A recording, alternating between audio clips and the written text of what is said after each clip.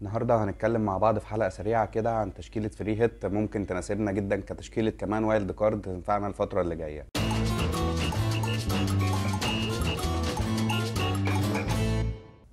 السلام عليكم، نورتونا في حلقة جديدة من برنامجنا وبرنامجكم سوبر فانسي. أهلا وسهلا بيكم. عشان ما اطولش على حضراتكم، الحلقة دي فيها معلومات مهمة يعني هتفيدك جدا، وبعض اللاعبين اللي ممكن يعلونا في الترتيب الفترة اللي جاية. فسريعا كده يلا بينا نشوف التشكيلة مع بعض، وإن شاء الله هي دي التشكيلة اللي متوقع ليها تجيب أعلى نقط الجولة دي بإذن الله. هيكون معانا في حراسة المرمى الحارس أونانا، حارس مانشستر يونايتد. طبعا متوقع يعني ليهم كلين شيت الجولة دي بإذن الله. طبعا هيكون معاه أي حارس ب4 مليون على الدكة. لو جينا بقى نتكلم عن خط الدفاع، هنلاقي ان هو مكون من لاعب زي روبرتسون لاعب فولهام طبعا. اللاعب يعني متوقع برضو ان هم يجيبوا كلين شيت ان شاء الله، واللاعب بيساهم هجوميا كتير. هيلعبوا كريستال بالاس في ماتش سهل، فان شاء الله يعني يعرفوا يطلعوا بكلين شيت وممكن يعمل لك اي حاجه هجوميه. تاني لاعب معانا في خط الدفاع هو اللاعب مزراوي لاعب مانشستر يونايتد. برضو احنا قلنا يعني مانشستر يونايتد متوقع لها ان هي تجيب كلين شيت، وعندها ماتشات جايه سهله مع المدرب الجديد. طبعا كل الحاجات دي ممكن تفرق مع الفرقه وتخلي الفرقه فورمه اكتر. لو جينا نتكلم بعد كده عن اللاعب الثالث اللي هيكون معانا في خط الدفاع، هيكون اللاعب ايت نوري لاعب وولف. طبعا هيلعبوا ساوثهامبتون ومتوقع ليهم برضو يطلعوا بكلين شيت. وكمان ايت نوري من اللعيبه اللي بتزيد جدا هجوميه، وممكن تعمل يعني يجيب في ماتش زي ده جون او اسيست او اي حاجه تفيدنا يعني في النقط الاسبوع ده. بعد كده طبعا هيبقى معانا بقى 2 لعيبه على الدكه، وهيكونوا برضو لعيبه بتلعب وكويسه وممكن يطلعوا بكلين شيت وكفر كويس لاي تبديل او اي اصابه ممكن تحصل يعني، وبسببها يعني لعيب من التشكيله بتاعتنا ما ينزلش يعني الاسبوع ده. هيكونوا مين اللاعبين دول؟ هيكون اللاعب هال لاعب نيوكاسل. وبرضو هيلعبوا ماتش صعب قدام نوتنجهام فورست. احنا عارفين بقت من الفرق الصعبه جدا نوتنجهام فورست، ولكن انا جايبه معانا كخيار يتحط على الدكه. تاني لاعب معانا على الدكه من المدافعين هيكون اللاعب كين لاعب ايفرتون. بيلعبوا برضو ماتش سهل نسبيا قدام ويست هام، ممكن يطلعوا بكلين شيت. وحتى عارفين ان لو كلين شيت بيضيع من ايفرتون، اوقات كين بيعمل يعني ريترنات هجوميه، وكل الكلام ده احنا عارفينه كويس. لو جينا بعد كده ندخل على خط النص بقى، يعني هيكون مين معانا؟ اول لاعب طبعا هيكون اللاعب محمد صلاح، وهو الفويس كابتن للاسبوع ده.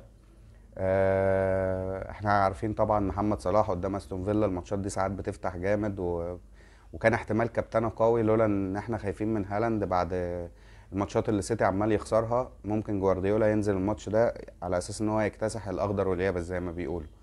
فخلينا شويه كده في موضوع الاوبشن الكابتنه، وفي اخر الحلقه هنعرف مع بعض ان احنا ان شاء الله يعني استقرينا على مين. بس مبدئيا محمد صلاح لغايه دلوقتي هو الفويس كابتن بتاعنا. تاني لاعب هيكون معانا هو اللاعب مبويمو، لاعب برينتفورد. عندهم برضو ماتش يعني كويس، وشفنا برينتفورد فريق هجومي يعني. كمان ماتشهم قدام بورنموث مش احسن يعني الفرق الدفاعيه اللي ممكن نخاف منها ان مبويمو ما يعملش فرص مؤكده او يساهم يعني الاسبوع ده ويجيب نقط كويسه. لا، امبويمو من الخيارات اللي لازم برضو نعتمد عليها حتى مهما كان بعد البلانك اللي في الاسبوع اللي فات. آه بعد كده لو جينا نتكلم عن ثالث لاعب معانا هو اللاعب برونو من مانشستر يونايتد. برونو بصراحة يعني بدأ يفوق، وزي ما قلت لكم مع الماتشات السهلة والمدرب الجديد، لا برونو ممكن طريقة لعب اليونايتد تتغير شوية، فيبدأ يجيب نقط ويبدأ يبقى خيار نبص عليه ونركز عليه الفترة اللي جاية بإذن الله. اللاعب اللي بعد كده معانا هو اللاعب جونسون لاعب السبيرز، طبعا اللي تألق الجولة اللي فاتت وسجل جول. وبرده كان بقاله جولة أو جولتين بلانك، فالناس اللي باعته ندمت أو اللي قعدته على الدكة. لو جينا نبص على يعني ماتش توتنهام، لا هنلاقيه ماتش بيلعبوا قدام يعني بيلعبوا فريق زي ابسويتش تاون، من اقل الفرق الدفاعيه، واللي ممكن الماتش ده يخلص بسكور يعني كبير لفريق زي فريق توتنهام. وجونسون ان شاء الله يشارك يعني يكون ليه نصيب من الاهداف اللي هتيجي في الماتش ده. اللاعب اللي بعد كده معانا اللي احنا ممكن يعني نحطه في الدكه هو هيكون مثلا برناردو سيلفا لاعب مانشستر سيتي، او هيكون لعيب زي سيمينيو لاعب بورنموث طبعا المتألق برضو الفترة الأخيرة، أو ممكن تعتمد عليه بدل أي أوبشن من الأوبشنات اللي احنا اتكلمنا عليها في خط النص. بس دي اللعيبة اللي احنا يعني مرشحينها. لو جينا بقى نتكلم عن خط الهجوم، طبعا احنا هنلعب ب3-4-3، وهلخص لكم التشكيلة كده في الآخر يعني هنشوفها مع بعض. كل اللعيبة مرة واحدة كده هنقولها ورا بعض، اللعيبة اللي احنا هنلعب بيها وطبعا اللعيبة اللي احنا هنسيبها على الدكة. بالنسبه للعيبه الهجوم بقى، اول لاعب معانا هو لاعب وولف، لاعب كونيا المتالق جدا وكنا نصحنا بيه بقالنا فتره، واللاعب كل اسبوع يعني ما شاء الله يجيب لنا جون اسيست، بيطلع بنقط كويسه. تاني لاعب معانا هيكون اللاعب كريس وود، طبعا اللي لا غنى عنه في كل التشكيلات. اللاعب متالق ويقدر يسجل في اي فرقه في الدوري الانجليزي مهما كانت يعني قويه. يعني عندهم ماتش قدام نيوكاسل، لا وهنعتمد عليه ومش هنطلعه، وفي ناس بالعكس يعني بتفكر تكابتنه، بس لا، في اوبشنات كابتنه احسن من كريس وود الاسبوع ده يعني. اخر لاعب معانا طبعا بقى وهو هيكون هالاند، الكابتن، يعني هيكون هو الكابتن ان شاء الله الاسبوع ده. واخر فرصه لهالاند يا شباب هنديها لهالاند يعني الاسبوع ده، علشان بصراحه احنا في مننا كتير قوي قوي قوي بدا يزهق منه، على الاقل كاوبشن يعني كابتنه. الناس اللي ما عندهاش هالاند الفتره اللي فاتت اتظبطت بصراحه من ناحيه موضوع الكابتن، كانوا ما عندهمش هالاند، فكده كده بيبصوا على اوبشنات تانية، ومعظم الاوبشنات التانية في الاسابيع اللي قبل كده كانوا بيجيبوا نقط كويسة عادي، ما فيش فيها اي مشكلة. فبالنسبة لنا فبالنسبة لنا هتكون تشكيلتنا بقى، يعني هنستعرضها مع بعض سريعا كده، يعني مين اللي احنا هنعتمد عليه في الملعب، ومين اللي احنا هنحطه على الدكة. طبعا هنلعب زي ما قلنا في حراسة المرمى بالحارس اونانا.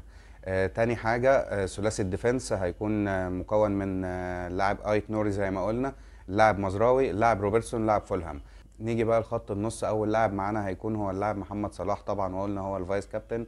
تاني لاعب هيكون اللاعب مبويمو زي ما اتكلمنا عنه. تالت لاعب هيكون اللاعب برونو فرنانديز. رابع لاعب هيكون اللاعب جونسون، لاعب توتنهام.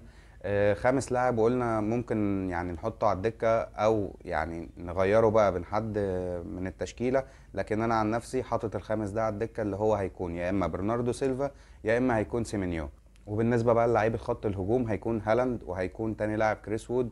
طبعا هالاند الكابتن، تاني لاعب كريس وود زي ما قلنا، تالت لاعب هيكون اللاعب كونيا لاعب وولف. وان شاء الله الحلقة تكون يعني خفيفة كده وعجبتكم، وتكون ان شاء الله يعني هتفيد ناس منكم كتير. وباذن الله هننزل حلقة رد فعل طبعا عن التوقعات بتاعتنا دي الاسبوع اللي جاي بعد الماتشات ان شاء الله. وما تنساش بقى تدعمنا بلايك وكومنت واشتراك في القناة علشان الفيديو يوصل لاكبر عدد من الناس. وهشوفكم الحلقة الجاية على خير، سلام.